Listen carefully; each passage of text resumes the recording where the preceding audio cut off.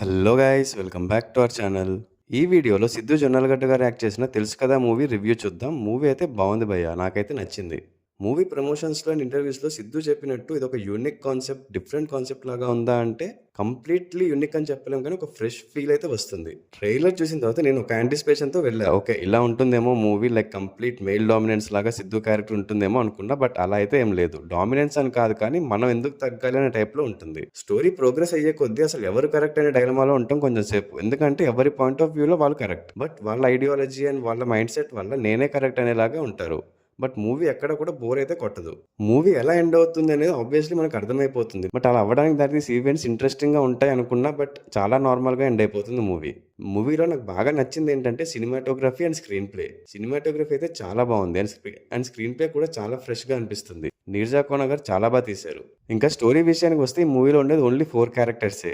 ఇంకా కొంతమంది ఉంటారు కానీ పెద్దగా ఇంపార్టెన్స్ ఉండదు. మూవీ అంతా రన్ అయ్యేది సిద్ధు, రాశిఖన్నా, శ్రీనిధి శెట్టి అండ్ వైవా హర్షాల మధ్యలోనే. సో హీరో చిన్నప్పుడే పేరెంట్స్ చనిపోతారని రిలేటివ్స్ ఉన్నా కూడా తనని ఒక రెస్పాన్సిబిలిటీ లాగా కాకుండా బర్డెన్ లాగా ఫీల్ అవుతారు. సో చిన్నప్పటి నుంచి అనాథగానే పెరుగుతాడు. అండ్ వైవా హర్ష చిన్నప్పటి నుంచి బెస్ట్ ఫ్రెండ్. సో తను ఒక అనాథలాగా పెరుగుతాడు కాబట్టి తనకు కూడా ఒక ఫ్యామిలీ ఉండాలి, ఒక వైఫ్ అండ్ పిల్లలు ఉండాలని కోరుకుంటాడు. అండ్ ఆ ప్రాసెస్ లోనే శ్రీనిధిని లవ్ చేస్తాడు. And because of some reasons వాళ్ళకి బ్రేకప్ అయిపోతుంది. ఆ రీజన్స్ ఏంటి అనేది మూవీ చూసి తెలుసుకోండి. ఇంకా అప్పటి నుంచి హీరో మైండ్ సెట్ మొత్తం మారిపోతుంది. మనకి ట్రైలర్ లో ఒక డైలాగ్ ఉంటుంది కదా, ఈస్ట్రోజన్ కి ఎంత ఉంటే టెస్టోస్టెరాన్ కి ఎంత ఉండాలి అని. అలాగే ఉంటాడు. ఆ తర్వాత రాశి పరిచయం అవుతుంది అండ్ వాళ్ళిద్దరూ ఒక హ్యాపీ లైఫ్ లీడ్ చేస్తూ ఉంటారు. కానీ మళ్ళీ వీళ్ళ లైఫ్ లోకి శ్రీనిధి వస్తుంది. అసలు మళ్ళీ శ్రీనిధి ఎందుకు వచ్చింది, ఎలా వచ్చింది, ఆ తర్వాత జరిగిన కాన్సిక్వెన్సెస్ ఏంటి అనేది మెయిన్ స్టోరీ. సో సిద్ధు చెప్పినట్టే ఇది ఒక ట్రయాంగిల్ లవ్ స్టోరీ కాదు, కానీ ఆల్రెడీ బ్రేకప్ అయిపోయిన అమ్మాయి మళ్ళీ తన లైఫ్ లోకి రావడం అనేది కొత్త ఏం కాదు. బట్ అలా రావడానికి రీజన్ మాత్రం కొంచెం కొత్తగా అనిపించింది. ఆ రీజన్ ఏంటో కూడా మూవీ చూస్తే తెలుసుకోవాలి. ఎందుకంటే మూవీ మెయిన్ పాయింటే అది. దాన్ని రివీల్ చేసేస్తే స్పాయిలర్ అయిపోతుంది. సో ఇంకా పర్ఫార్మెన్సెస్ అయితే everyone did a decent job. చెప్పే కదా మూవీలో మెయిన్ క్యారెక్టర్స్ నలుగురే అండ్ అందరికీ ఈక్వల్ ఇంపార్టెన్స్ ఉంటుంది. అండ్ ఈ స్టోరీకి, క్యారెక్టరైజేషన్స్ కి వీళ్ళే కరెక్ట్ అని అయితే అనిపించింది నాకు.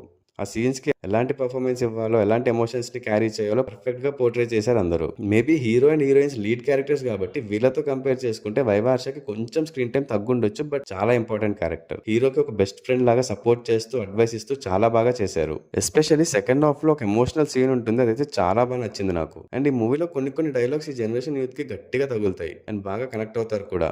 ఇంకా డైరెక్షన్ విషయానికి వస్తే ఫస్ట్ మూవీ అయినా నీరజా కోన గారు చాలా బాగా తీశారు. స్టోరీలో కూడా ఒక ఫ్రెష్నెస్ అయితే ఉంది. అండ్ ఆ స్క్రీన్ ప్లే తో ఇంకా లైవ్లీగా అనిపిస్తుంది మనకి స్క్రీన్ మీద.